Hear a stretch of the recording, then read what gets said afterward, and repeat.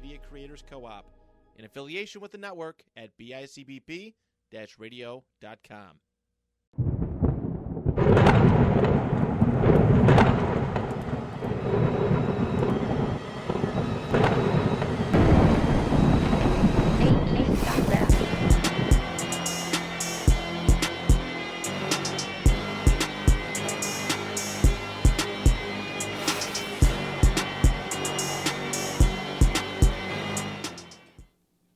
Hello, everybody. Welcome back to the Virtuosos podcast. I'm your host, Monsieur Lafayette. You got Monsieur Hamilton and Aaron Burr on the left of me. Before we get into anything episode-wise, I just wanted to recap. We had some elite milk in the WNBA draft. Damien got a new favorite team. Yeah, I do, man. I'm a go Sparks, man. I got a jersey. I got her jersey. I love the Brinks. Like back up the Brinks truck.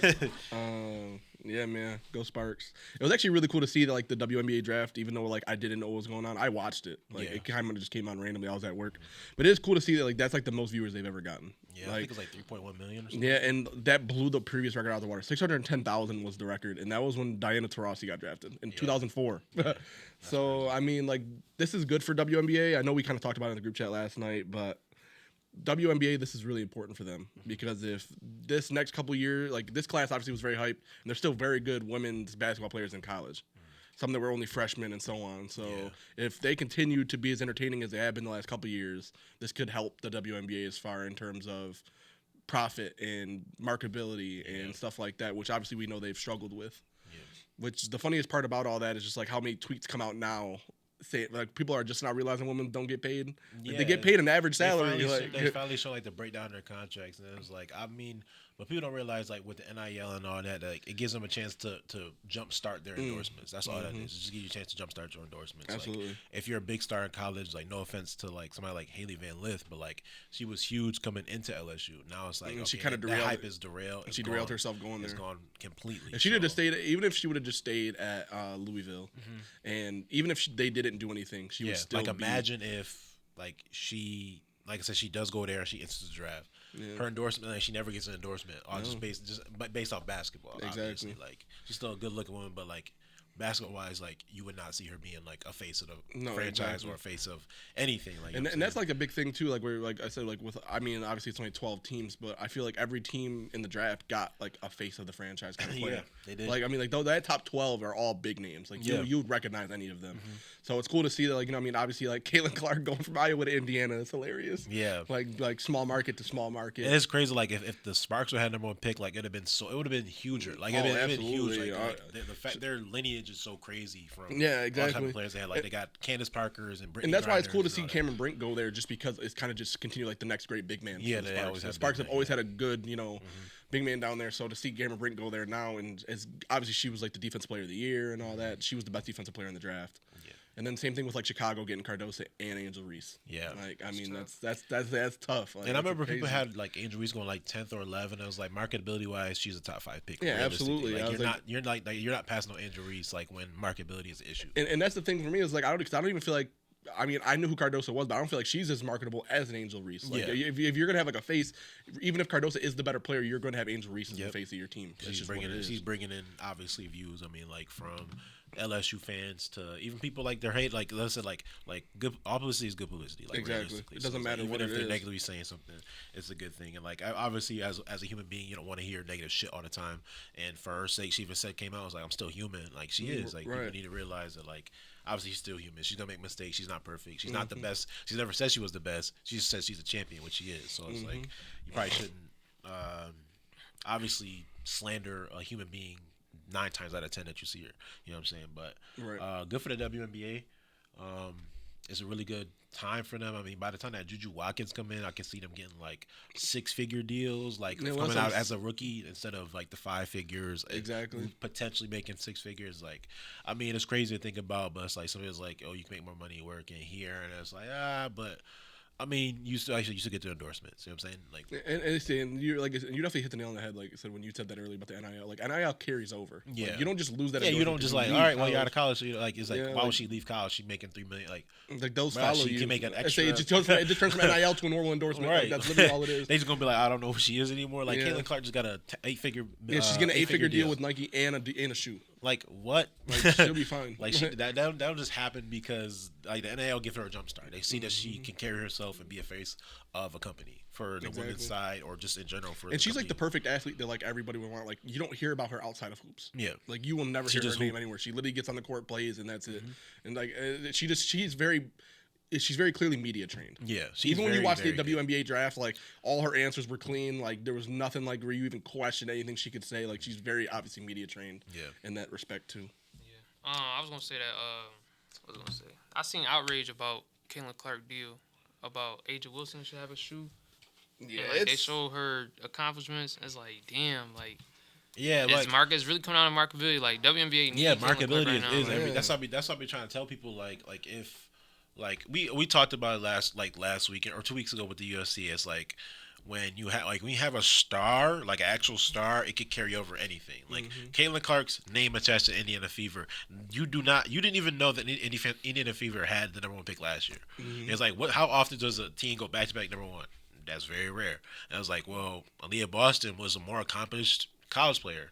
Okay, they don't care about none of that. Yeah, she's not marketable enough, and it's not her fault. It's okay to be the #2 to the #1 if the #1 is the biggest #1. Yeah, you know what I'm saying? Like that's simple. And as you said, like I did see that. You know, there's obviously other outside reasons for it and stuff like that we won't get into. But it's just like you know how that is. You know what I'm saying? Where like as soon as that rock shit, like like come on, bro. Like, smacking the floor. Like, there's really nothing wrong with that. Like I say, just because Aaliyah Boston was and she was a great college player, but it's like okay, but Caitlin Clark at the end of the day is the biggest name in college basketball until her draft. And even like Aja Wilson was very good. She plays on the best team in the best market. Yeah, but she also has great players around her. Yeah, say when you're playing with 3 top WNBA players. Yeah, I mean like Kelsey Plum now. Lame ass video, but that's another story for another day. But like as you said, like Aja Wilson, her accomplishments are crazy, and I think she's a back-to-back MVP even, and back-to-back Finals MVP even. Back-to-back champion. She's very accomplished, and obviously, but like without Caitlin Clark, you don't open that door for that question. Exactly. You never ask that question without Caitlin Clark. The whole point of Caitlin Clark is bridging the gap. Somebody else is going to eventually bridge the gap even closer. You know what I'm saying? The next person's going to be Paige. After that, it's going to be like a Juju Watkins. And even I was trying to tell somebody, like, you'll never know who the next person is if you don't watch. You just wait for the media to tell you, then you'll never know. That's what I was saying. Like Caitlin Clark is great and all, yes. I said, but Juju Watkins is better than her freshman year. Like then Caitlin Clark wasn't her freshman year. I was like, so that tells you that the game is only getting better. It's not a bad thing that somebody's gonna be better than Caitlin Clark. It's a great thing. You want that. You want that. I say that'd be like if LeBron was the best player to ever come out, and then we just never got anything better. We never got a Luka or anything like that, or like. But that's why, but my thing is too is like the outrage with like the Caitlin Clark thing is like, okay, so you're mad Caitlin Clark came in and she got this deal, but Sabrina Ionescu came in and instantly got a shoe deal too. Yeah, and she has one of the best basketball shoes today. Yeah, literally, I was like, that's like literally tested as like one of the best shoes that Nike makes. So like, where's the outrage when she got her shoe? None. And she was even in the All-Star weekend. I was like, you know what that did? That bridged the gap for, like we said a month ago, Caitlin Clark to come in there and get that same spot against Steph Curry and Clay with Sabrina. Clay, Magic, Clay Thompson, and Warriors, Stephen Curry. Like, speaking of the play-in, we've been known jinx people since we watched this billion. Every time we say some shit happen. So dude said I want his team to be healthy. Dude team suddenly not healthy. Not gonna say dude name because dude don't want to be addressed as dude right now. So. Tomorrow is the conclusion of the play-in. Pelicans versus Kings, and we got Bulls versus Heat. According to multiple sources, Jimmy Butler wanted to play the Celtics. That nigga's hurt. So whatever y'all think, I was like, that's like the stupidest thing ever. It's like, why didn't LeBron just lose to play the Thunder? Bro, this is the NBA. This is not Call of Duty where you could tank your KD to get a better lobby. This is not 2K. You can bring your player to 85 so you get better lobbies. This is the NBA. Everybody wants to make it to the playoffs. Why the fuck would the Kings, like, they say, like, so they go against the Kings? It's like, why would you want to fucking play the Kings? You know what I'm saying? That your best chance is to beat the Pelicans that you've been beating on since, 2019, 2018, since you got AD. You know what I'm saying? So that whole narrative of teams or people trying to have better matchups, you control your destiny throughout the entire season. This is not the time where you can be like, all right, you're gonna wait till the play-in. Not when there's only one more game. Right. So, for you, Damon, playing against the Kings, I think you said last night you got 6-0 against them. We 5-0 against them. 5-0. And been underdogs every time. Thoughts on maybe after the third time, it's like they might beat them this time. I don't know. It's win-win for me because I'm gonna be honest, we're not gonna beat the Thunder without Zion. So if we lose, we get a better pick. If we win, we make the playoffs. I mean, it's what it is, I guess. Better pick in this draft is like I don't know if I want a better pick in this draft. You know what I mean? We'll have 2 lottery picks. This is probably gonna be the last year of Brandon Ingram and Zion together. So gotta enjoy it. Yeah, Brandon Ingram's got a contract next year, or next year's his contract year. 49 wins, not making the playoffs is nuts. So change is definitely coming. So to me, it's a win-win. I do think we're gonna win tomorrow. I mean, beating a team 6 times in a season is crazy. Again, we don't get nothing out of the in-season tournament. Like, we was just in there for I don't know what. But y'all was in there. Yeah, say we was in there, I guess. Lakers smoked Didn't y'all us play there the too. Lakers in the Yes, season they tournament? fucking smoked us. But it's cool though. You know what I'm saying? Even if we do win, you know, Thunder. I think the playoffs start Saturday, and then we play the Thunder Sunday. So that's a crazy turnaround. If Zion won my hamstring, come back game 3, then we have a different conversation. But the universe want me and Dane to beef. So I'm assuming that we're gonna win tomorrow, and then I gotta watch him every Thursday. Oh man, we already think about the second round. Oh, we need. It wasn't a competition, right? Yeah, you know what I'm saying? Like, we might have Gordon Hayward. Series gonna be over by the time we get back on the episode. Like damn, like it's 3-0. Like Gordon Hayward starting at the 1, Shea resting in the playoffs. You know what I'm saying? And then it's the Bulls and Heat. I got the Bulls on an angle. The Bulls murdered the Hawks. Do you know what I found out about last night? Kobe White had a career high. Do you know they don't count playing stats? They don't count that shit. Like Zion 40 ball is just that's just gone. for playing. Like, I never knew that. That's why the Lakers. Shit ever. That's why the Lakers they're 3-0 in the play-in. Like it's just the play-in. Like and their stats only carry for the play-in. That is the dumbest shit I've ever heard in my life. Imagine having a career high and having the best game of your career, and that shit don't count. Like what? Nobody's gonna be like, oh my god, remember that play-in game? Hold on, let me look that up. Kobe White. Nah, let me look at his career high playing 32. stats. Dude had 42, 9, and 6, and that shit is never gonna count. It's not gonna. Nobody's gonna care about it. Like, wow. But that's really basically our reminder for the giveaway. It is technically already live. You can already pick your teams. The brackets have been set. It's just like the NCAA tournament. Like I said, they'll show you this team or that team right now if you want to go in and pick a team. Unless you want to wait for the play. Unless you want to wait for the play in to end, but you have very little time to study to pick your picks. And I'm pretty sure you can make 2. Yes, you can make 2. Yes, you can make 2. But just just a reminder for the people that have not made their brackets yet, are already in it. It's pretty cool to see how many people joined up so far. Yeah, and it's still in our link tree. It's still available. You want to make sure people that are in it already submit their brackets at the very least. And everybody stop picking Nuggets. That's weird. Yeah, I know it's gonna be that one team though that obviously has that one underdog and they're in the conference finals or some shit. Right. But to move into our meat and potatoes, I guess you could say, the second quarter of the year. Now we're kind of late on the mark. I mean, it's April 18th. No big deal. The first quarter was okay. I feel like the first quarter is never going to be a huge quarter. It's just how it is. Like, you know what I'm saying? Like, it's the heat up to really what's to come. And last year, our second quarter was really good. I mean, we started a podcast in the second quarter last year, but we had a run where it was Guardians. We started a little bit later because that was May. Yeah, it was end of May. So we had Guardians, Spider-Man, and then Transformers. I think, yep, 3 that weeks was that was literally a back-to-back. And then I think. And then we took a month off, and then it was Oppenheimer. Not even that, because we had Yellow Jackets. I think just ended the week before, so then we had We had a lot going on. I think we had just started watching season 1 because season 2 hadn't dropped yet. We watched. We season 2 mid-season break was on at that time. That's so crazy. We were. That's crazy to think about last year.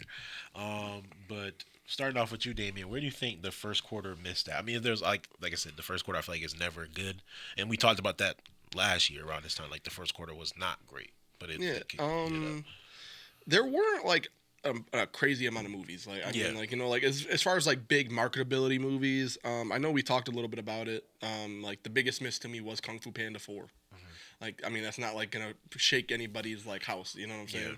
Yeah. It just kind of felt like one of those movies where I was super hyped about it because I loved the first three, but then you watch it and it's like, well, maybe they didn't need to make this. Madam Web, obviously that's a miss. Nobody liked Madam Web. Forgot they even dropped this year. Holy shit. Yeah, so I mean, like I said, like when you actually go back and like you look at some of the movies that came out in this first quarter, and you're like, okay, well, you know, Argyle came out. Like we liked Argyle, but it also wasn't well but it also received. bombed at the box office. So like we'll probably never get a sequel to that. Realistically, the most successful movie of the first quarter was Dune. Yeah. Like by a large margin. Like no other movie even came close to what Dune did, its numbers wise. I still haven't seen the second one. I know it just came out on digital, so I probably will now end up watching it. I thought it was actually next week it came out. Or something. It's like, well, you could like buy it now, but it's like the full price, like $25-$30 just to watch it. And then, like I said, I wasn't a big fan of Kung Fu Panda 4. There was another movie on here. I'm missing it right now. Oh, and then Godzilla vs. Kong, which also did very good at the box office. I also haven't seen that yet, but those two movies seem. I heard good things though. Yeah, I say nobody. I liked all the other Godzilla movies that they've made since 2014. They're enjoyable. They're not like anything you have to pay too much attention to. It's just Godzilla fucking shit up. So those were the two most successful movies by a long shot. There were some other names in there, but nothing that really blew anybody away. Yeah, or gonna get any consideration anywhere else. For you, my first quarter misses, anything you got? I mean, like, I feel like we weren't too heavy on the movies in general. Like, we were scraping to look for a movie. Yeah. We didn't have no crazy expectations for this quarter. I ain't gonna lie. It was honestly probably like, and then even TV shows were just kind of like. The only thing we had was Invincible. I feel like, in my opinion, obviously, I know there's other TV shows out there, but what we covered was just Invincible. So, I mean, it happened. Yeah, it's over with. It's done with. To start the next quarter, obviously, like it's been 2 weeks in now. We've had Monkey Man that we talked about. We haven't got the chance to see it yet, obviously, but still want to see that. I heard good things still. Same thing with Civil War. Yeah, that's what I want to see the most right now. Yeah, I think I still heard good things about Civil War Civil War as got well. good reviews as well. I think New Rockstars even reviewed it. Fallout's a big one on TV Fallout's right now. I think they released all their episodes. Not a fan of that. I wasn't aware. I was just talking about that with somebody too. I wasn't aware it was going to be a binge release model, because Amazon usually doesn't do that. Yeah. So I watched the first episode when it first dropped, and I was like, "Damn, I'm so excited!" Backed out. All the episodes was there. I was like, "Are you for real?" Like, Amazon needs to do better with communicating. Yeah, shit like that. It just sucks with stuff like that because, like I said, when you look at Invincible, that's a weekly release. The Boys, week release. Gen Z, week release. Your biggest shows are weekly releases. So when you come out there and all of a sudden you drop all your episodes at once, now I have to avoid spoilers as much as possible. I'm not gonna sit there and watch 8 episodes in a couple days. That's what I was trying to tell somebody. I was like, you give us something to long for, to process, to enjoy, to go back, maybe even like review it again. With the binge model, and like I said, with spoilers being so prominent, social media being so prominent, it's like you have to watch all that shit, or at least half of it in one go, and then the other half another go. So, like, I just hit it's not sustainable. Like I just hit episode 4 last night. Like I've obviously like I know a lot about the Fallout universe because I played all the games. So like it's not like anything they could really spoil for me unless they do a different storyline in the show. Yeah. But it is still just annoying though to have to contend with that. Like you still enjoyed The Last of Us, even though you played the game. Exactly. Like I don't want to. You still want that acting experience to captivate you. Exactly. But I did hear that Aaron Paul was the star or potential star. He wants to be in season 2. Well, Jonathan Nolan said that. So Jonathan Nolan worked on Westworld where Aaron Paul starred. He's saying that Aaron Paul probably wants to be in the second season. Like he would imagine that if they were going to cast some more people, that he would get it. The cast in season 1 has been very good. Walter Goggins as the Ghoul. I don't know the guy that plays Maximus, but he's a psychopath, man. He gives me very much like how Jonathan Majors kind of was in Lovecraft Country. I'm not going to put him on that level, but very similar performances. And Ella Purnell, obviously, as Lucy, is probably the star of the show. Obviously, we saw her in Yellow Jackets. She was only around. That's Jackie. Yeah. She was obviously only around for the first like 6 episodes. But she still is, I guess, a prominent character. She was very important to the storyline. Yeah. So, it's been a very good show so far. Very well made. Amazon doesn't really mess up their shows. Yeah, they do a great. That's why I hate that they don't communicate release times, dates. Like if they're gonna do a binge, it's like if it was Netflix, I expect that. I haven't seen Netflix do a weekly release. I think almost ever. Exactly, because that's their whole thing is like they're the binge model. Yeah. So to see anybody else do it, you're almost kind of like, holy shit! Like wait a minute. Yeah. For you to mind anything from this, I guess the first 2 weeks that you were hyped about, or if not, going into the next couple months? I mean, I was more hyped into the TV shows for this quarter. I know we got Deadpool coming up in like May, June, July, about 3 months. That's the third quarter, bro. Yeah, it's third quarter. I could read off some movies from here till June. It's a good quarter for animated movies, I would say. I guess which has a lot of names attached to it. Garfield Planet is of the coming Apes out. I was gonna say right? Planet of the Apes Apes, I think, is is the big May. one. Garfield and Planet of the Apes. I was gonna say that. Yeah, and it's Inside Out 2 is also in the second quarter. So it's a good quarter for animation. You guys gonna go see Star Wars 1 when they re-release it? Me and my sister are going to see it. Me and my sister. I haven't been able to get to the movies or time for the movies. So me and my sister, we saw Return of the Jedi when it came back last year. We'll be going to see Phantom Menace when it comes out on May 3rd. Go Garfield, I guess. So for TV shows that you were looking at, because I mean, I do see. I know there's obviously a big one for our podcast, but otherwise, what else do you got? I know we got some shows on. I mean, we got X-Men that's going on right now. I think how many episodes they dropped? Is it 13? I think it's like it's in the middle. It's in the middle double digits. I don't know if they. Let me see. I guess we got a few weeks of that. Bad Batch is ending soon. Finally. Yeah, we got. I know they got a new Star Wars show that's coming out. That starts in May, I think. Well, you got Acolyte coming out, and then you also have the animated. Yeah, the animated one. Tales of the Empire, which looks really good. Yeah, I like that. 10 episodes. May 15th is the end of next we're watching. I mean, I know they dropped the whole thing, but we're doing it. We're not rushing through it. But we've been watching Fallout. I'm 2 episodes into Fallout, and I just really like the universe that they're building with the Fallout. I don't know the game, but. There's always haters, but it seems like a lot of the people that really seem to like the game really like the show. The Fallout game. The only people I've seen that don't like the show are people that were fans of Fallout New Vegas, and that's such a small market. Like, people consider it to be their best game, but that fan base alone is not going to stand up to. But you see Vegas in the first step. There's like a shot, and it's in the opening or something. It's like so they're going to get there. Just like be patient. Yeah, they don't have to show that right away. It's just not that important. And obviously we got The Boys, but I'm not sure if anything changes with that. Obviously, because of Chance's passing. Yeah, away. no, I mean, I don't know, like, because like we believe that he would, or the 4 or 5 of them that did get taken away, obviously, would potentially be in like a season finale or like something like that.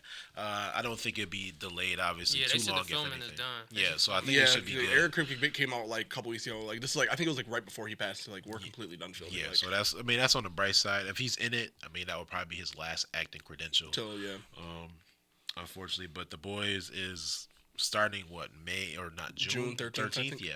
So that's gonna stretch all the way into the third quarter, and it should be. It's a good thing, obviously. That'll probably get us right into August. Yeah, it'll take us. It'll take us damn near almost the entire summer from that plus Deadpool, and we also still got the Tony Awards. I think that drop at the end of June as well. So there's a lot to talk about, obviously, coming from all of this. Most hype for me, Bad Boys, bro. I love the Bad Boys series. I'm a bad boy. I'm really not. You really jumped all the way to June to get that, though. But like, it is nice to see Will Smith back on screen. That's for more sure. or less. I did see him at Coachella as well, which is very good. I mean, I would love if he didn't get blackballed from Hollywood, obviously, with how credited he is, with the fact that he actually won something, and he literally gets it almost taken away from it, theoretically, because of the slap and whatnot. I mean, like, I'm not excusing his slap, but it's like, to finally get an Oscar for lead role and then never get anything else after. I mean, like, but that's what they did, obviously, for the last 2 years. I want to say he hasn't been in anything. He's been very quiet. I mean, it sucks, but it is nice to see him back on screen. Like I said, he was at Coachella. Coachella was crazy.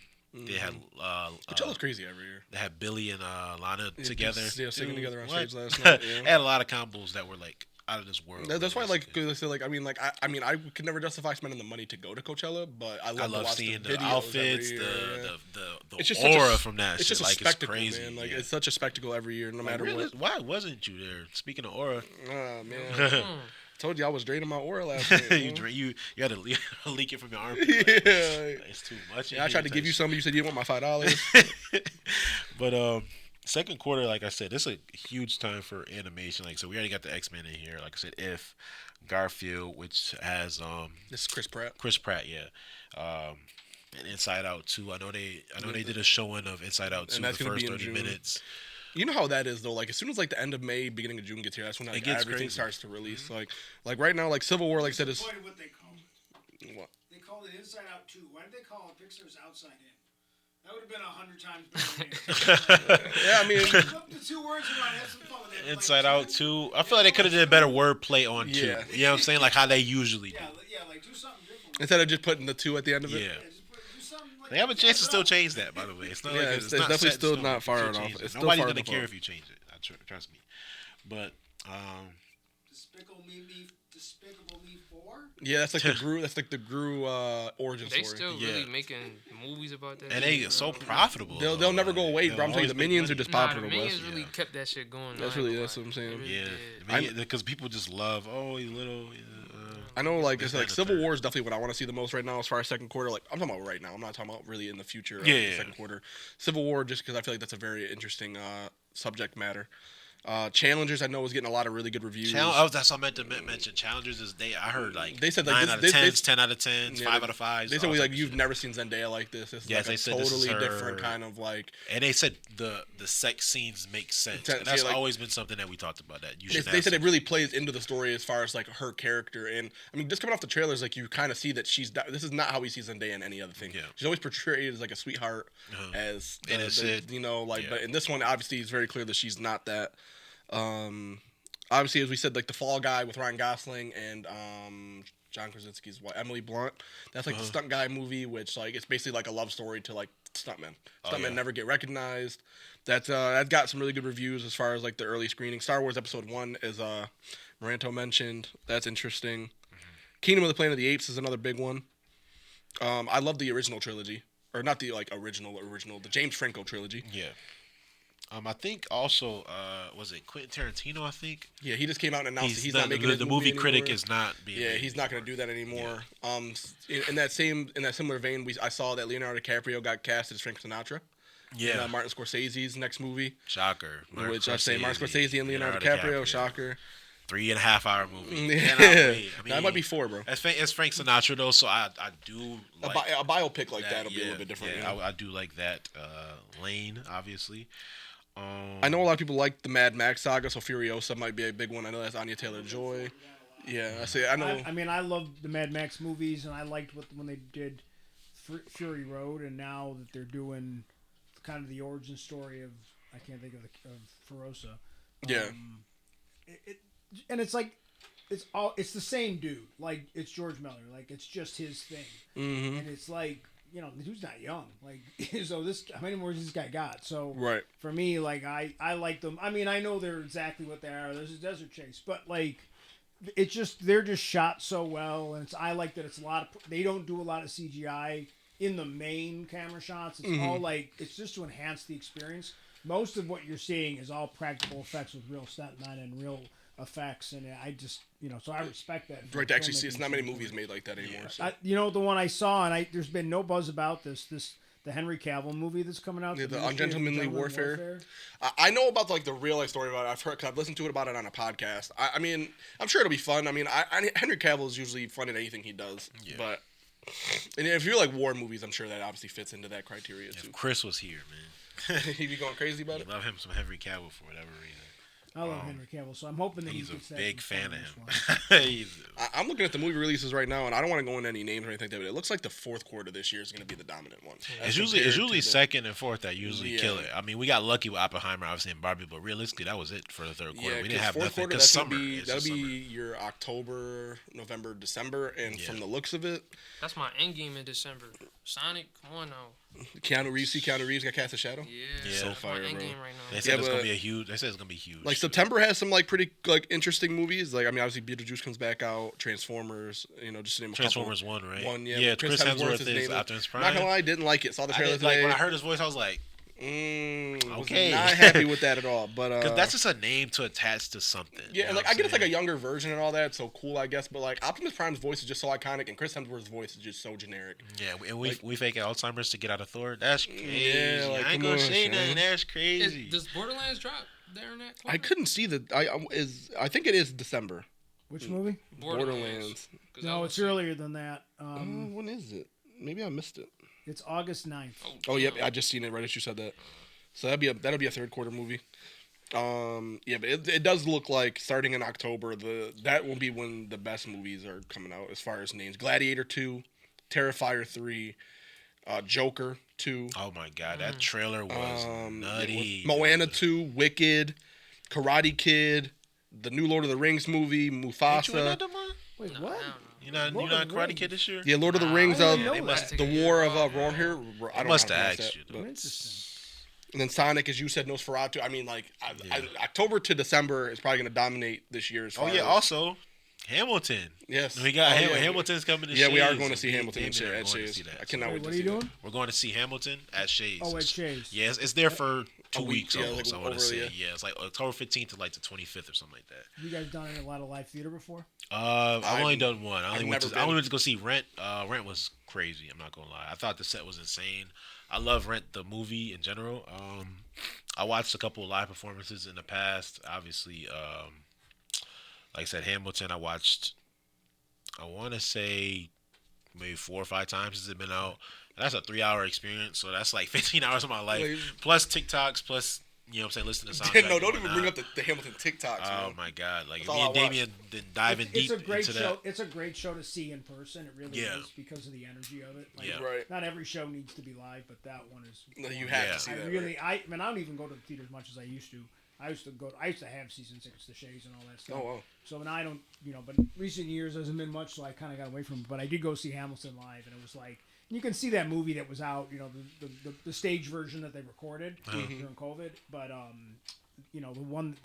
there's nothing like it live. Even obviously it's not the people that you know from the Broadway experience. But I like that more though. Like to see different interpretations. That's exactly what I was telling my mom and sister. Like I don't care if it's not the original cast. Yeah. Like I mean obviously they made it what it is, but I like to see other interpretations. Maybe I'll like another character more because of a different interpretation. Well, it'll be different talent. Yeah, exactly. And I think when they do that, they don't try to just give you the same. Like it's not the same. I'm just doing an imitation of the other guy. No, these guys do their own. Yeah, they do their own. That's why I like. And it's pretty cool. So.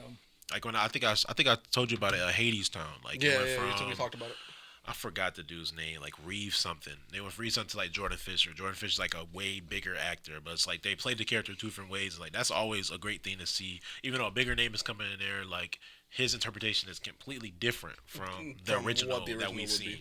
So I've seen like Chris Clark. I want to say he went to go see The Wiz. I think because he lives out in New York City now and whatnot. And he went to go see The Wiz, and I was like, dude, you're the luckiest man on earth, dude. I grew up on The Wiz, so like I always wanted to see it. And I remember, I think the high school was supposed to do The Wiz. I think in 2019, 2020, I built the sets. We finished the sets. Dude. We were gonna have a tech production meeting on Saturday because we were going into Tech Week a week and a half later, whatever it was, and we were like, nope.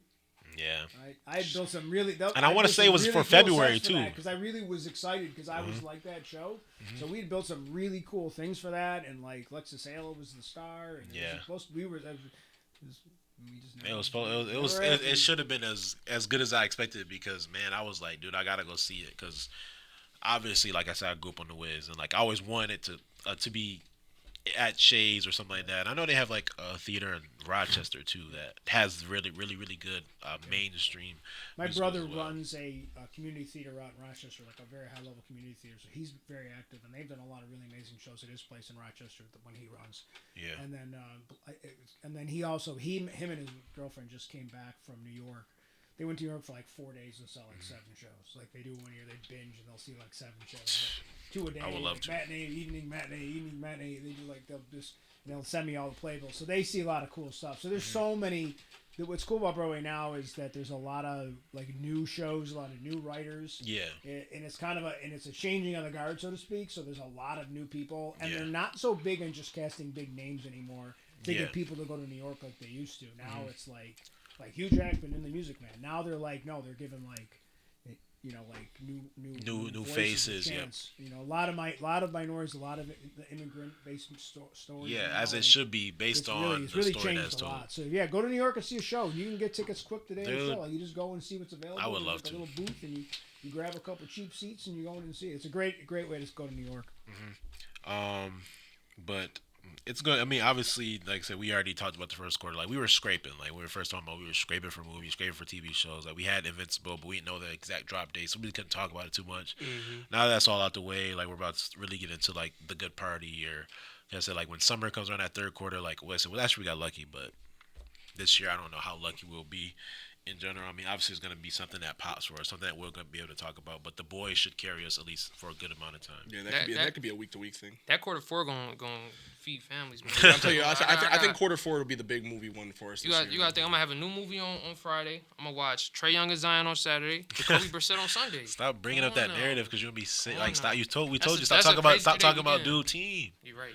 Dude fuck around stop Trae talking Young. about team. You're right. Fuck around Trae Young playing a big three, like, forever type shit. My fault, Trae Young. My fault. Yeah, you definitely jinxed it. It's too late. Do want C.J. McCollum light? My fault. That's on me. My fault. C.J. McCollum light is crazy. Yeah, C.J. McCollum's a really bad basketball player. He really is bad. He good into the Chris players. been waiting on that moment bad. too. I mean, This Chris episode essentially.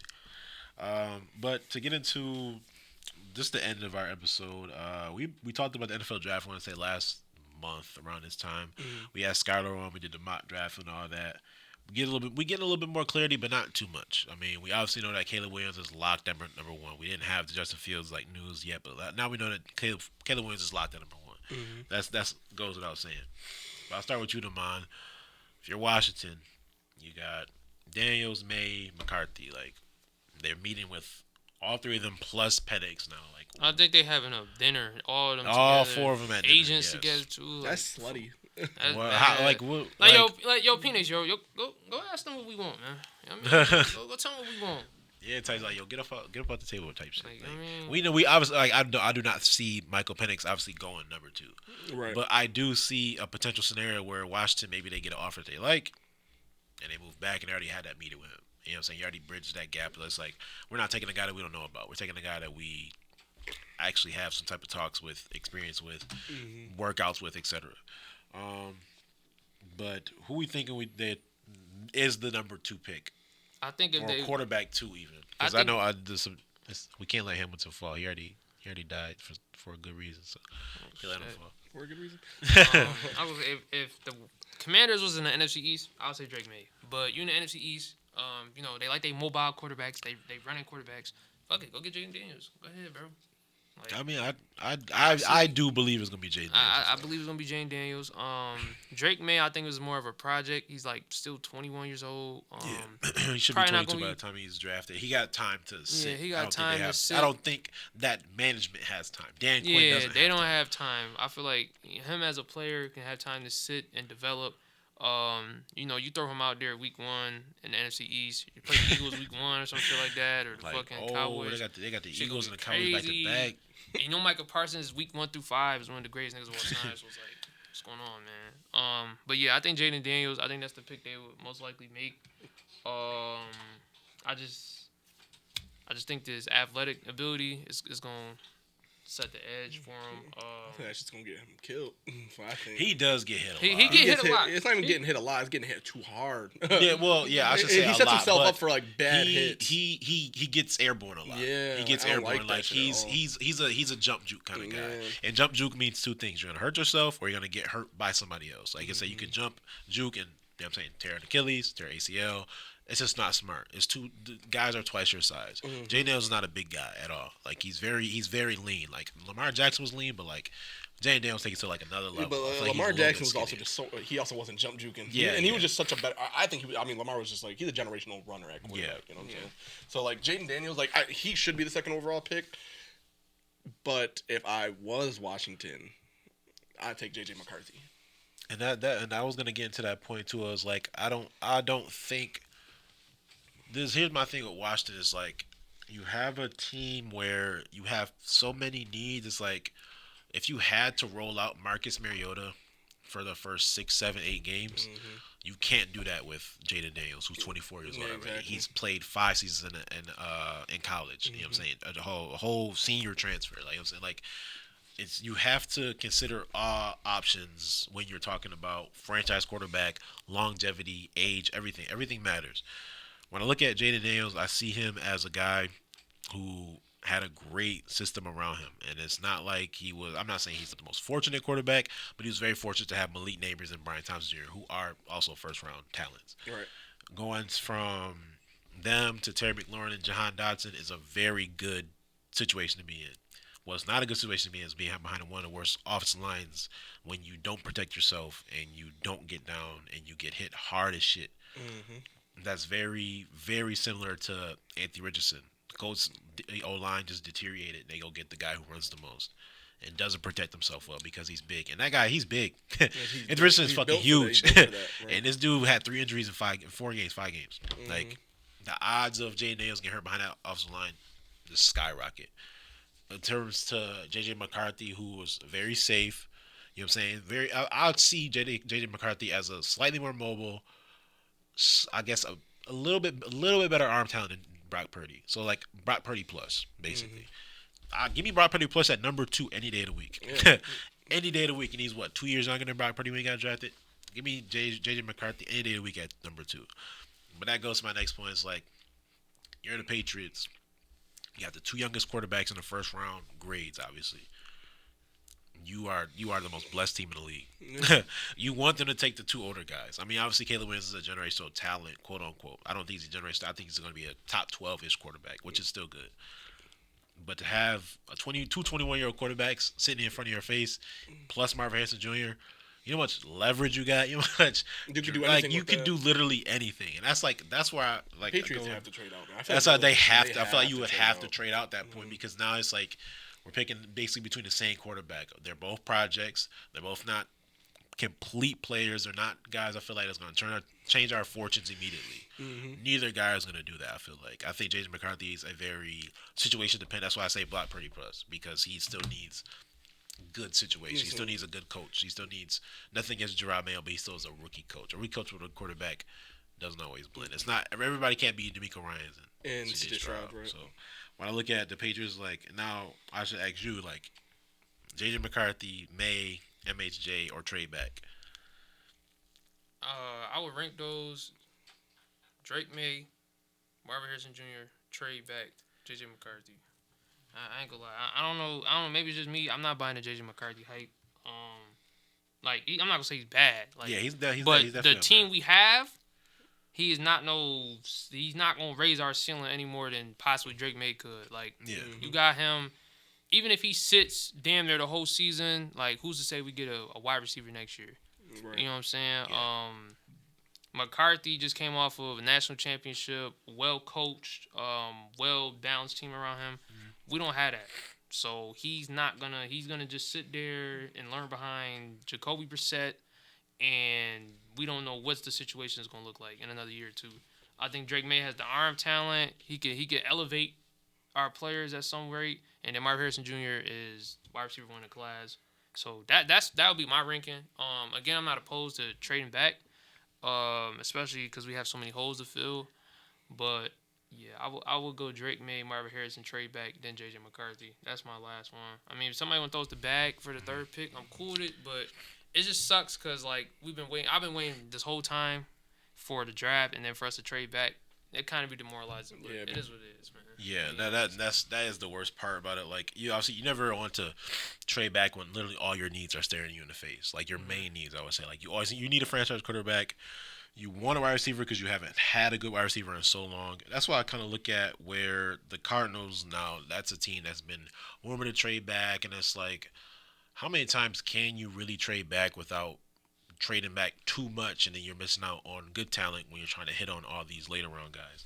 You have another pick in this draft. It's not like last year we only had one. Like you have multiple picks in the first round, and you have I think even another pick in the second. So they have a situation where they could still take another need at 24, 27, some range in there.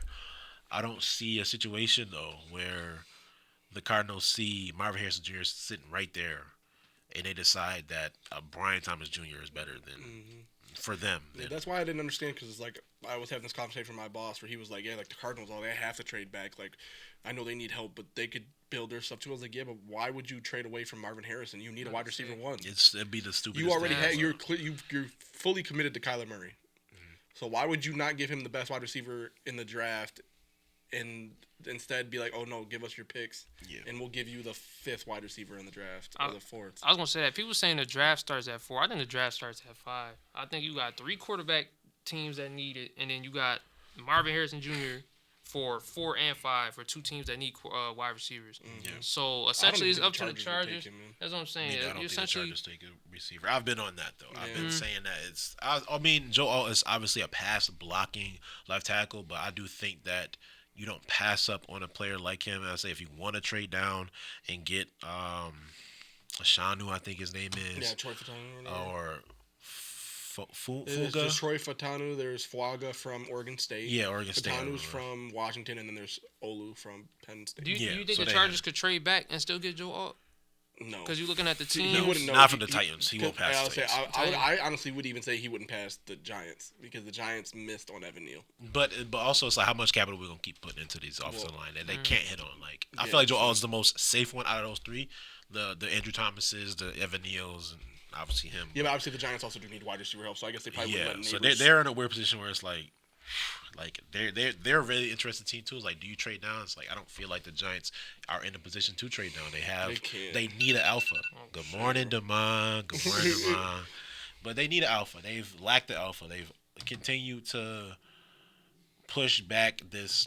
Okay, we're cool rolling out Darius Slayton because we have a Saquon Barkley and we have a running quarterback, so we're not gonna have a lot of passive volume. It's like, all right, well, you have to replace somebody. Either Darius Slayton has to go to wide receiver 2. Daniel Jones is a backup, and Saquon Barkley's gone. So if you're cool with Daniel Jones, Singletary, and Slayton, and you trade down, then so be it. But you play in the NFC East, and there are 2 very good teams in that division, and a team is picking ahead of you in this draft that potentially is going to get a franchise quarterback or franchise player in general. You probably should take this pick at 6 and just take the pick. I was going to say the GM came out and said that Daniel Jones is like going to be the starter. Yeah, he didn't confirm it. You would probably assume they go Neighbors. And Neighbors spoke out on like the Giants possibly picking him, and he ain't sound like too like firm about it. Nobody wants to. Yeah, you wouldn't want to be there either. Think about it.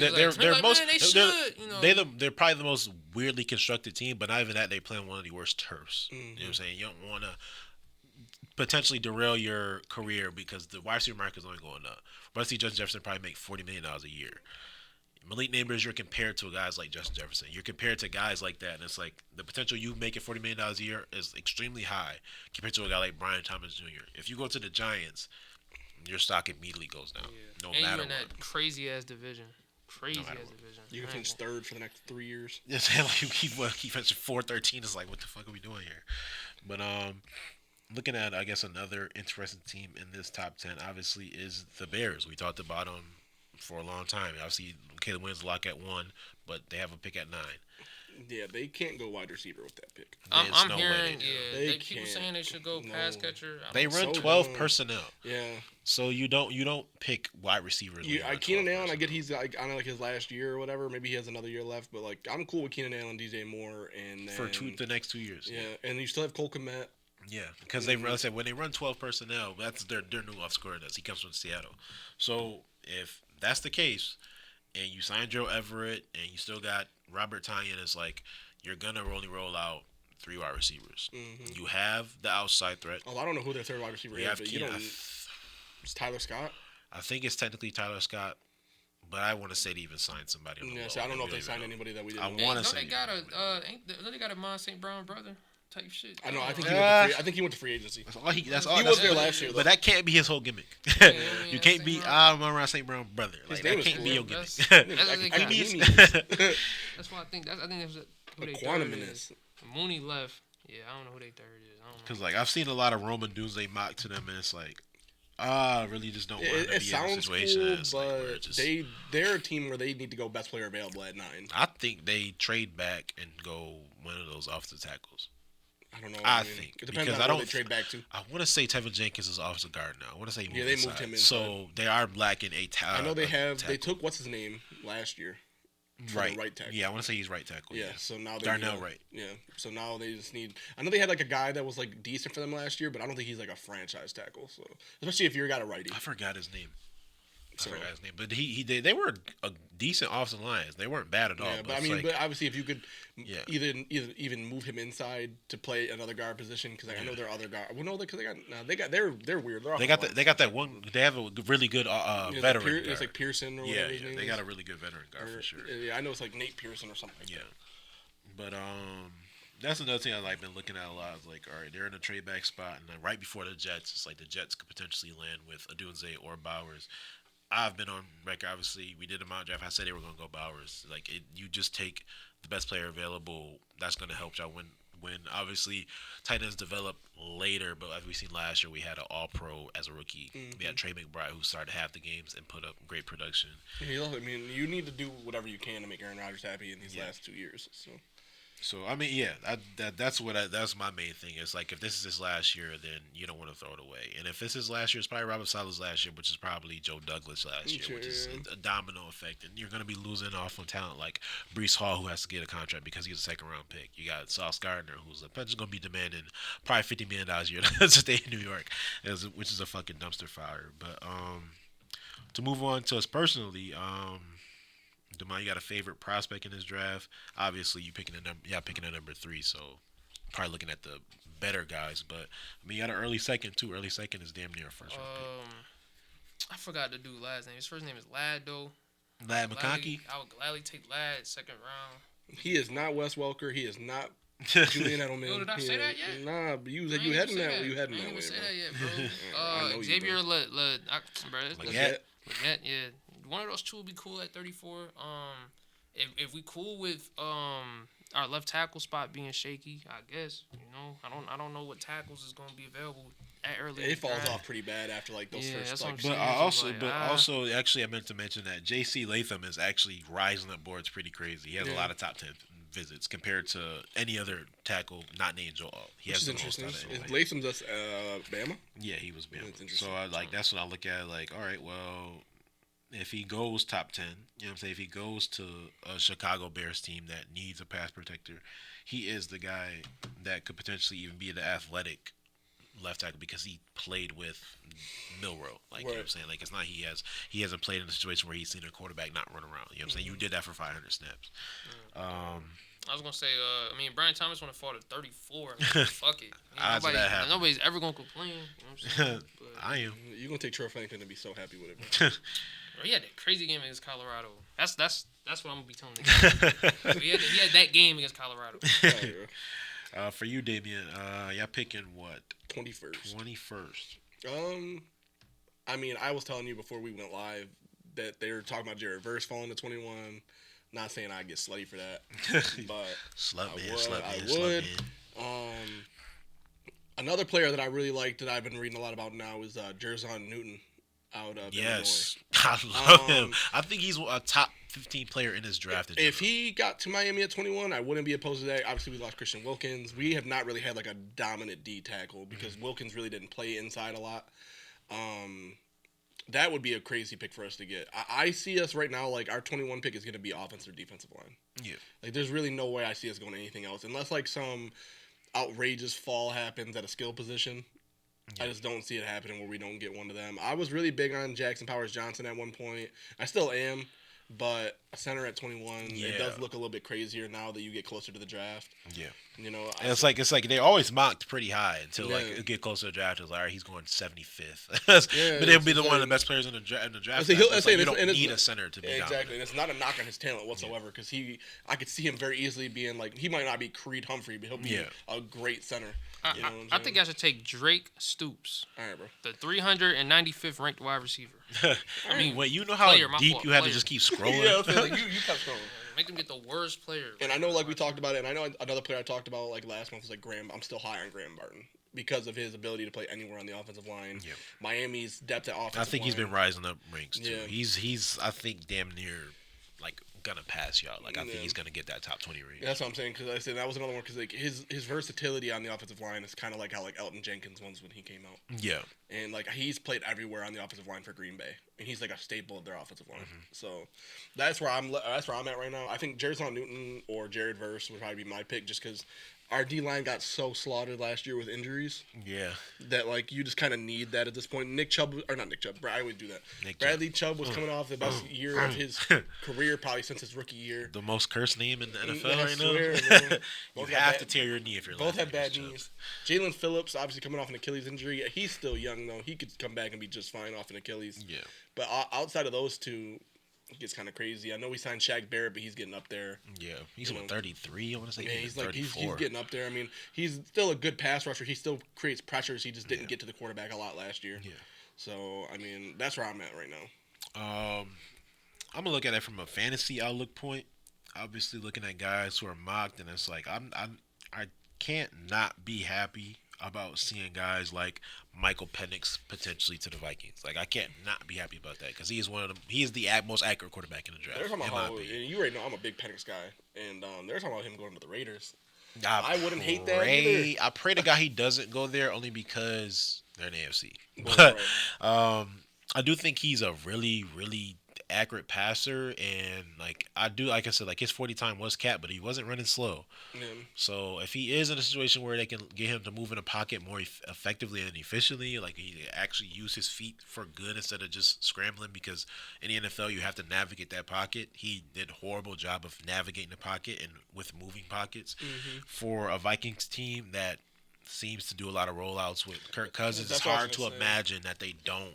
When you have a play caller like they do, yeah, and their head coach, I feel like obviously, obviously throwing at Jordan Addison and Justin Jefferson is a lot better than throwing at Devontae Adams, and Jacoby Myers. Yeah. So, but when I looking at Penix is like he came from, I would say, even a better situation than Jaden Daniels. I mean, he has 3 wide receivers in this draft class, and he also has one of the top tackles. Yeah, so it's like he had a really good situation. It's like if him going to the Vikings, you would see him potentially even maintaining the production that he had in college.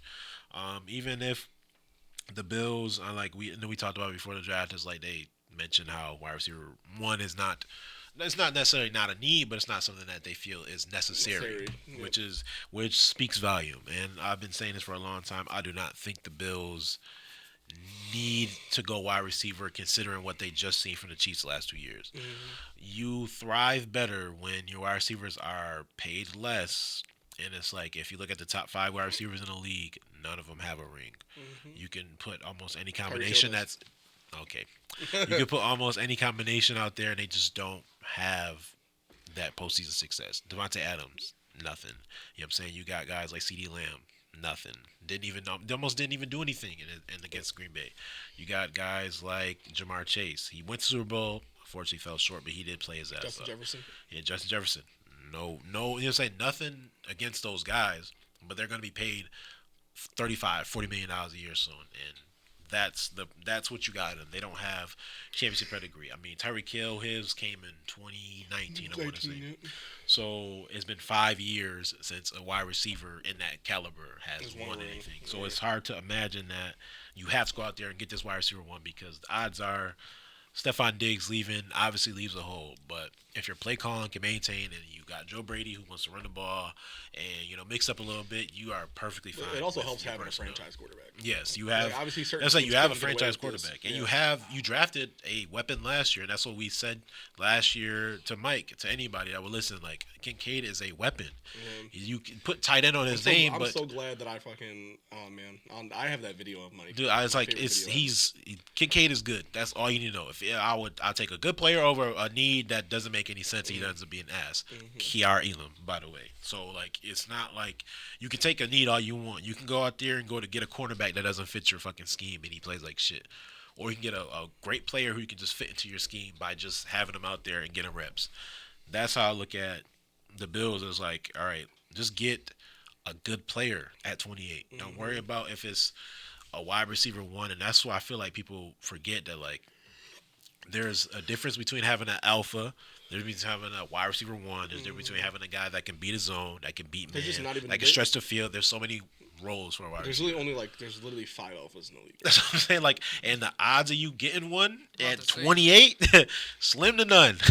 Slim to none. And honestly, it might even be less than that. I mean, like, you think of alpha, like you're genuinely thinking. Kayshawn Booty.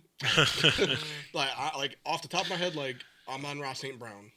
Yeah. He commands those targets. Tyreek Hill commands those targets. Justin Jefferson commands those targets. Yep. CeeDee Lamb. And CeeDee Lamb also. Like, I mean, and like, I'm not saying that there's not other alphas, but like Jamar Chase doesn't command the targets, so I can't call him an alpha yet. But he has alpha talent. Yeah, so he very if he was in an offense where like they were like, okay, listen, you're clearly our best guy, and we're not gonna force feed T Higgins because he's T Higgins.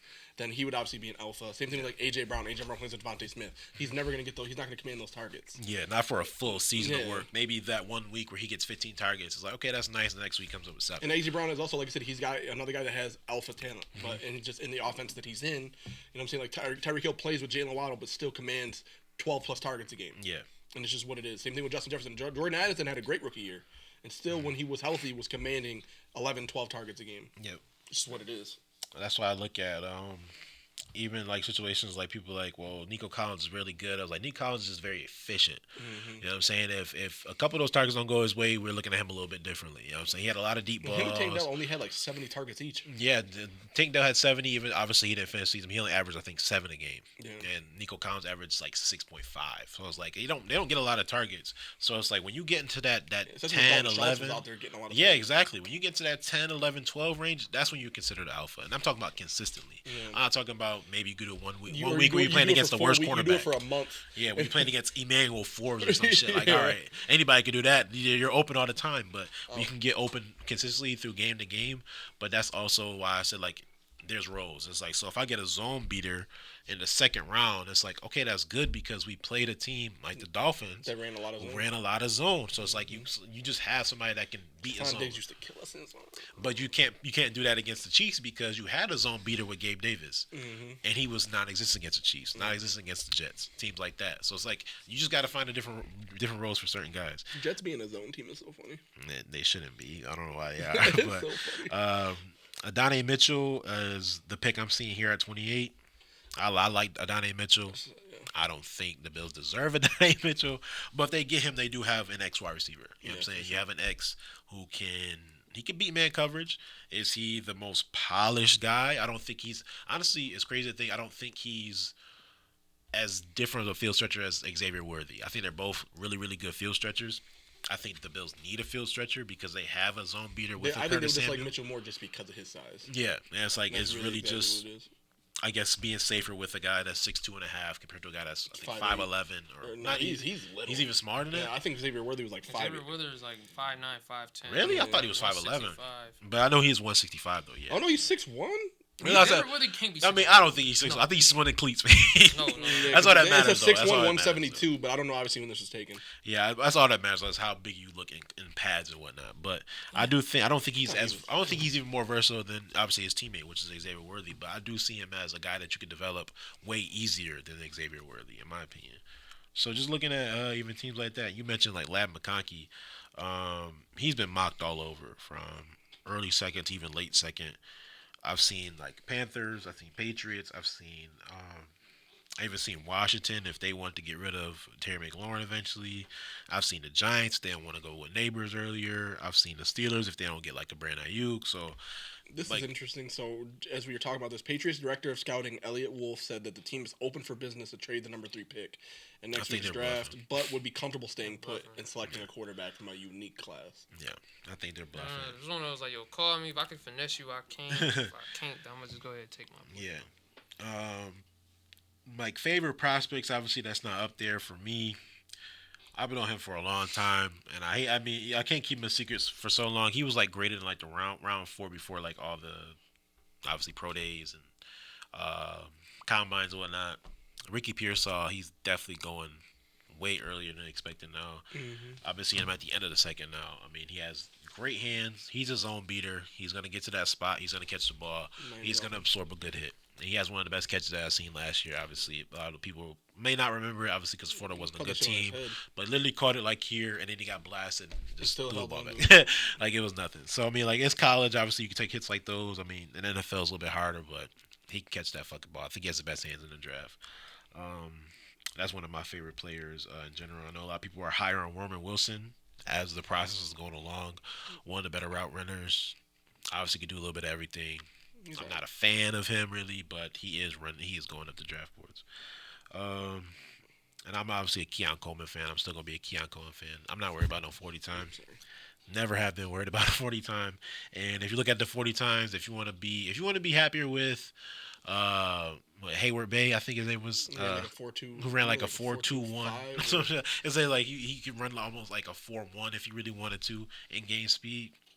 Didn't do shit in the league. My thing is, I've said it since the combine that with Keon Coleman, where yes, his 40-yard dash is like a 4.65, but go watch his. He could catch that fucking ball. He was running 20 miles per hour on that damn drill. He could catch that catching fucking that ball every single time and never even bobbled the ball. Like that shows game speed. Like, give me a guy that's more confident in his hands and confident in the fact he can run a straight line. Yeah. I mean, because you're never gonna run 40 yards straight without being touched. But everybody said that Troy Franklin ran a 4.3 while he was swerving in and out of his line to catch those balls. Yeah, because the ball. Like, stop. Yeah, attacking the ball. He running routes like me for real. He don't trust his feet. He don't trust his feet or his hands. He just running around, just looking like he's like his head cut off, basically. For you, Damon, anybody else that you eyeing besides? I mean, you mentioned Lab McConkey, but not even just for your team, just in general. No, I ain't really been. I've been more locked in with who we gonna take at 3. I mean, it's a lot of stress in that time. Yeah, we trade back. I know the Vikings got 11 and 23. Yeah, let's say y'all do trade back. Who you taking out of 11 then? I'm gonna assume the Vikings trade up and we get 11 and 23. Give Michael Penix. That's tough. Cause like our needs is wide receiver. It's like, do you take Brian Thomas? I think you would take Brian Thomas. You take him. I'm trying to think like with 11 and 23. That's like what, a 12 pick gap. Yeah, I mean, obviously, like if Penix is not there, I would go probably like Brian Thomas, which I don't think Penix would be there. I think we probably go tackle at 11. I'm gonna be honest. I think we go That's tackle fair, at 11, and then wide receiver at 23. That's a little bit easier to manage because, like I said, like once you get past, I don't think Brian Thomas Jr. is like, obviously he's not in that alpha class. He might not be in that wide receiver 1 class. He might be a really good wide receiver 2. I've been saying he's a really good wide receiver 2 for a long time. I don't see him ever demanding more than like 120 targets, which is still good for a 17 game size sample. Yeah. But that's what I mean 11 offensive tackle and 23 wide receiver, and then use 34 on probably. I guess you would say Bo Nix, I would say, but if you want to take Mac Jones again, no, we good. Some people told me that James Daniels is Mac Jones, but athletic. Good wide receiver ones on the team. Here you go, dude. Throwing touchdowns and shit, I guess, but fuck it.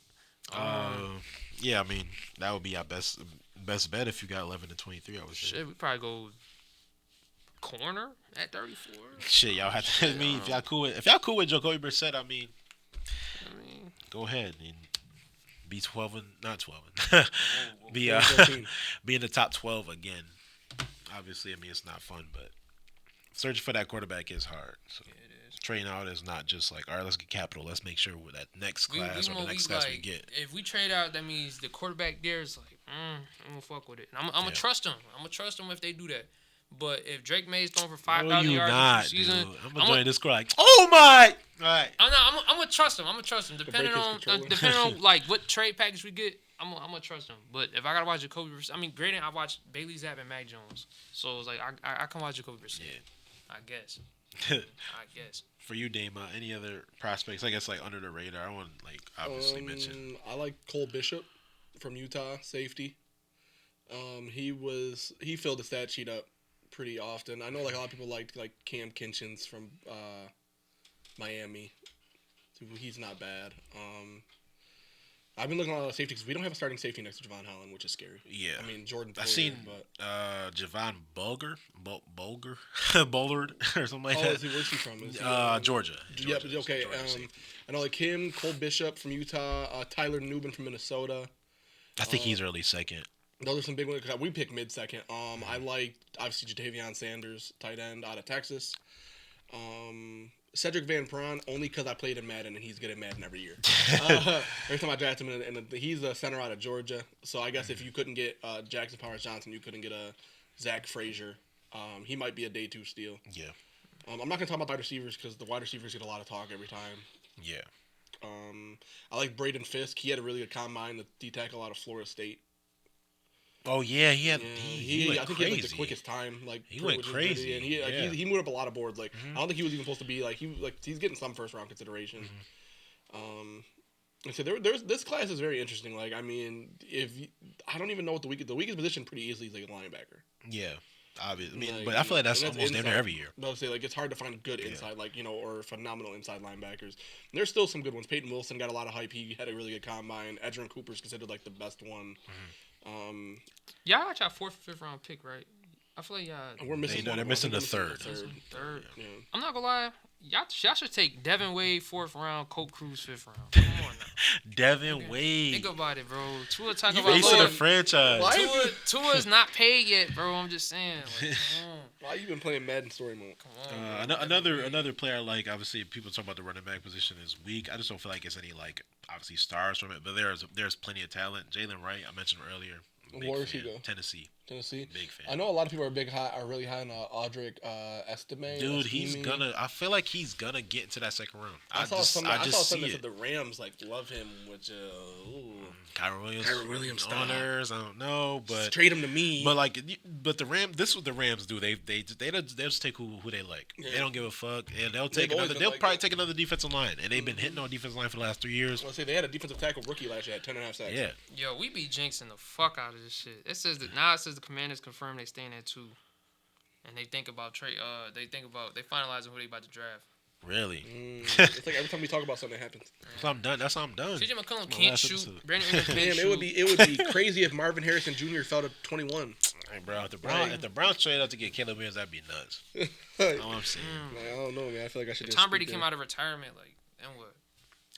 Come back, win a game for us, go 1-1, retire again. Like, fuck it. Oh yeah, guys, I do. You're talking about Javon Bullard. Okay. Yeah. I guess he's also a former nickel corner. Interesting. Yeah, which I mean, I guess I don't know how much. Jalen Wright here. I'm seeing Jalen Wright right here. Yeah, he's fast. He averaged 7.39 yards per He's a home run hitter, and that's why I think a team like obviously the Cowboys wouldn't benefit from a guy like that, but let's just say like the Raiders, obviously I feel like they'll be in America for a running back that's a home run hitter. That would be a perfect spot for him. Cardinals with James Conner being, that 20 carry, 80 yards, touchdown kind of guy. You need some speed now. There is one wide receiver that I think didn't get a lot of love was out of Bama was Jermaine Burton. Yeah, I think it's just off the field stuff. Yeah, and he's obviously not in the first tier of wide receivers. Like he'll be a second or third round guy, but he could get playing. Like I'm not gonna. This is gonna sound crazy. If John Mechie could get playing time, he could definitely. But one of their stories is crazy. One of the other stories is like I'm a thug. Yeah. But I mean, I'm a big fan of Jalen McMillan too. I love Jalen McMillan. I've seen people say Washington? That he's potentially like a Puka Nacua kind of guy, and that's always they always want to look for an ex Puka obviously now, but. If Jalen McMillan could just carve out a role somewhere, anywhere, I wouldn't be shocked. Too. I still think Miami could. You said Luke McCaffrey? Luke McCaffrey getting. If Miami got him in the late rounds, that'd be cool as hell. Just because we do have his brother on the staff. Yeah. And we do need a wide receiver 3 still. Like they came out the other day and said Odell deal is not imminent. Like we've offered him, but we don't know what's gonna happen. He doing the same shit he did last year. Yeah. So we're clearly lacking a wide receiver 3. Like Braxton Berrios and River Craycraft can only do so much. So that would be an interesting one. I still like Devondre Sweat. I think Devondre Sweat's good, but he's kind of in that Jordan Davis thing where it's like, how often can we play you before you get I think he's mocked in the second round. He's just such a big guy. I mean, I think I seen him to the Packers. He ran the combine at 360-something pounds. Like, how often can we play you without you, What is Odell waiting for? Is Miami playing for the Dolphins? Have a quarterback, 2 other wide receivers. You could play like your true wide receiver 3 form right now. Literally, though. It's Odell, dude. Just... Yeah, he is who he is. They said his post-solar eclipse stats is crazy. You saw that? Yeah, they said his stats look crazy. He has a video of him at the first solar eclipse in 2017 where he stared at that shit, no glasses on, and his stats were crazy before. Then afterwards, it was like a straight slope. Wow. Like he that ass went. There's like bro was at the first solar eclipse. He's like. Yo, he was staring at it hard, bro. That's funny as hell. I bet that shit is crazy because 2017 is when he fell the fuck off. No, the stats are pretty nasty. Like it's hard to compare them. I bet it is. But I know a lot of people are slowly getting more warm on like a Jalen Polk. Not a fan of Jalen Polk. I don't like him that much. I'm a fan of Malachi Corley. I do think he's a really good zone beater. I think he's very, very reminiscent of like a Debo Samuel kind of player where he just could break the fuck out of every single tackle if he really wants to. The only problem with Malachi Corley is that he only basically runs slants and ends. Slant boy. So it's like, I mean, if you do get him, you got a very, very limited guy who could potentially work on different route trees, obviously, like different concepts of the route tree, even outs maybe. Even having an out is just good. But Steve Smith is very high on him as just like a very, very tough, hard runner, hard worker kind of guy. And I was like, if you always want somebody like that in the second or third round with a chip on their shoulder to prove that they can obviously get better. I saw Javon Baker too. I'm looking at this mock.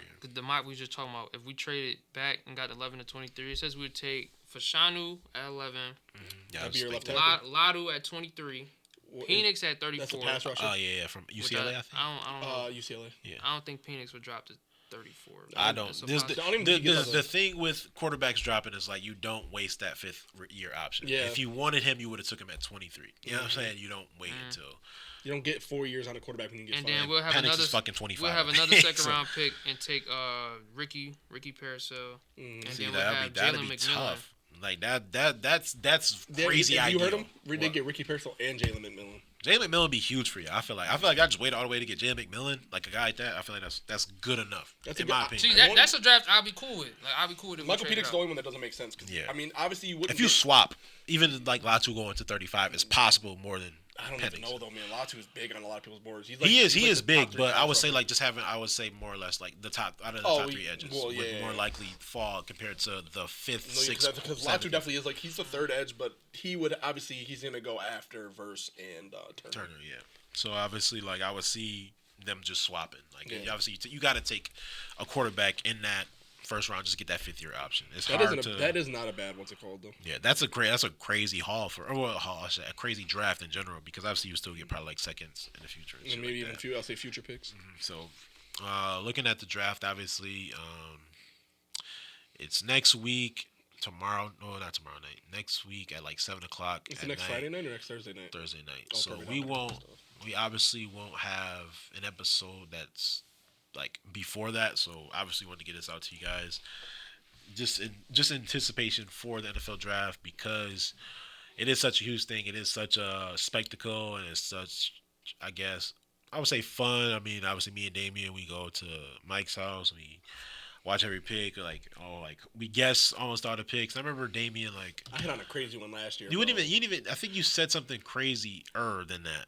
I think you were you mentioned that something was gonna happen, and then you checked your phone what the fuck? He's like, I just got spoiled, and it was Will Anderson going to the Texans, but it was a trade up, and then you were like, I think the Lions gonna take Jahmyr Gibbs. We were like, what? No, why did they take running back? Lions 12 Jahmyr Gibbs. He was like, I don't.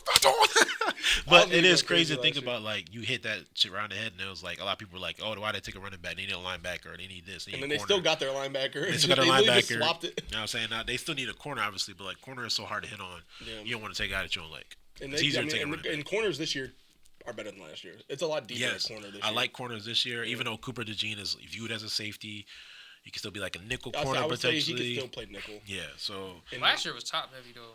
The top heavy guys were good, but they got crazy. Gonzalez should have been a top 10, top 11 pick. I thought that's why I was so shocked when we got him at 17. Yeah, I know a lot of people Witherspoon went fifth. He went fifth. Yeah, which I thought Gonzalez was better than Witherspoon. I've always been on that train, anyways. I thought Gonzalez was like a fucking robot out there. He just moves so fluid and just up that first game. He's just a crazy talent. Flawless hips. His hips is flawless. But Devon Witherspoon did prove to me that he's obviously a really good NFL he's just very versatile. It just sucks that he plays in a zone. Yeah, realistically, because he is a really good corner in general. Tariq Woolen is the zone corner. It's you don't build around Tariq Woolen, you build around Devon Witherspoon. But that does it for, I would say, for most of it. I mean, about an hour and a half in. Yeah. Covered all the base that we needed to cover. Anything else you got to add? Shout out Cameron Brink. The Brinks. I love the Cameron Brink. I'm wearing my jersey when it get here. Pre-ordered it. Paid a lot of money for that. I really ain't got much to say. It's so. If the Pelicans win tomorrow, me and Dame not gonna be sitting next to each other no more. Clearly, because I gotta see, belt the ass. You're gonna start sitting next to Jules. You know what I mean? Like, why is the camera shot over there? I'm over there chilling. And we lose. We'll be standing up right here.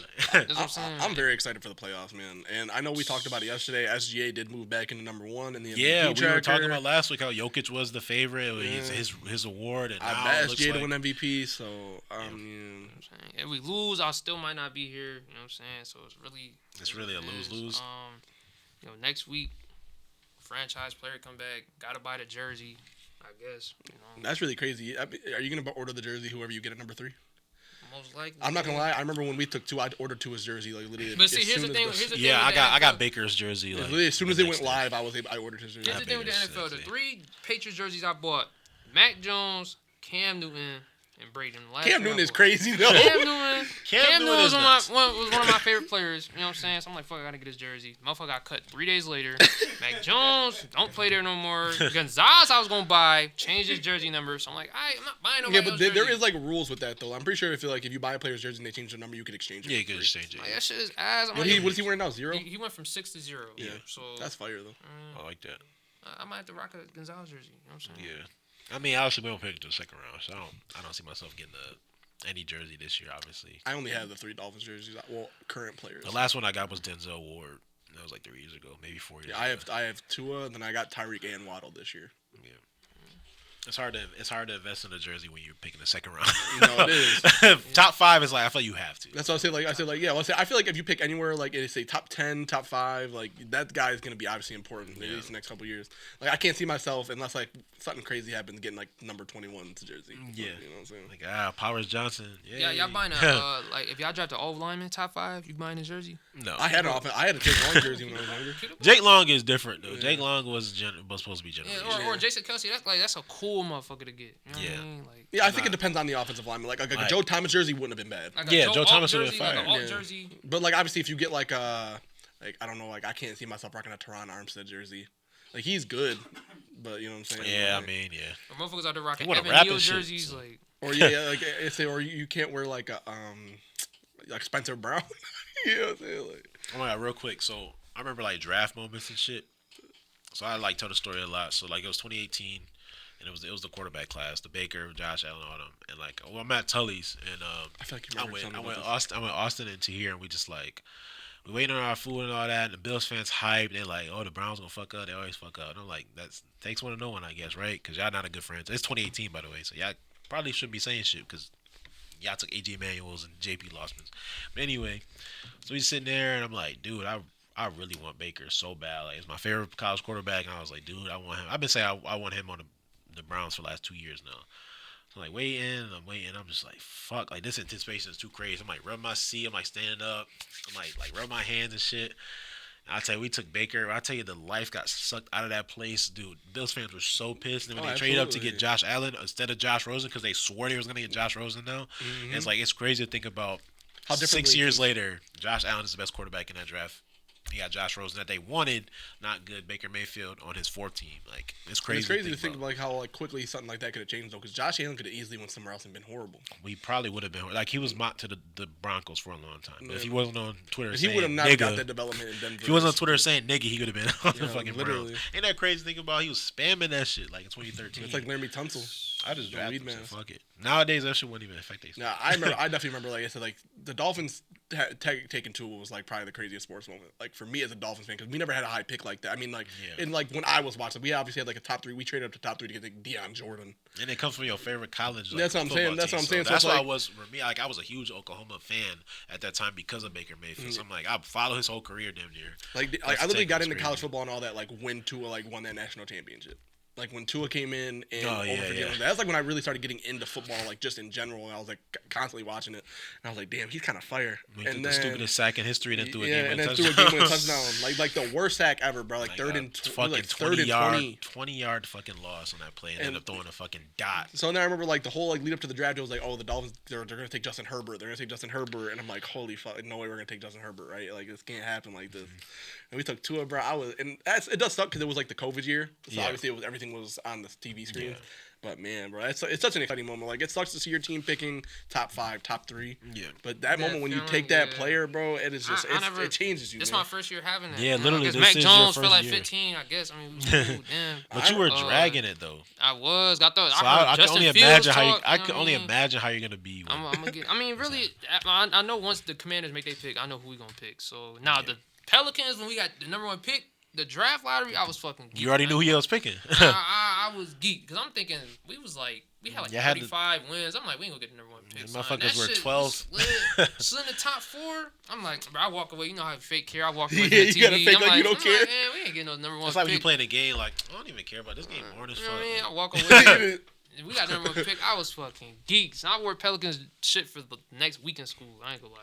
And it's really just like so crazy because then I remember when Tua's not starting, like he got his first like play time against the Jets, and then like the following week he started against the Rams. Yeah, because we were like, oh, he's not gonna start. Like Ryan Fitzpatrick, they're like 6-3 out there. Yeah, like we were already like, I don't think they're. And we was like, nah, no way he starts. Then, like a day later, it was like we were like blowing the Jets. Yeah, we were like blowing the Jets out, and we were like, and like they put 2 in for like the last quarter. And it was like whatever, and then like, I was like, okay, like they just wanted to play because we were blowing them out. Like, why would you put Ryan Fitzpatrick out there? Motherfucker started the next week against the Rams. Like, damn, bro. I remember Baker's first start too. Came in against the Jets, like mid first quarter, or mid second. Tyrod got hurt, and then the next week he started against the Raiders. Dude, that fucking first quarter was so much fun. We lost that game, by the way, by 1. We were up 28-7. I think Ricky Seals-Jones had his first career. Ricky Seals, Madden legend, first man. career touchdown. Ooh, Madden legend. Good times, man. It is. It's a fun time for football. It is. I love the draft season. I said like, oh, this.